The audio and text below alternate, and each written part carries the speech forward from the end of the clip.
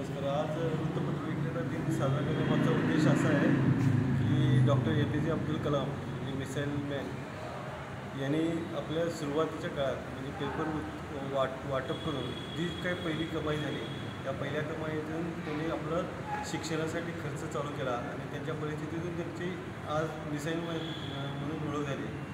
हाच दिवस त्यांच्या जन्मदिनाचा आणि आमचं वृत्तपत्र विक्रेत्यांचं त्यांचे प्रेरणास्थान समजून आम्ही हा साजरा करतो.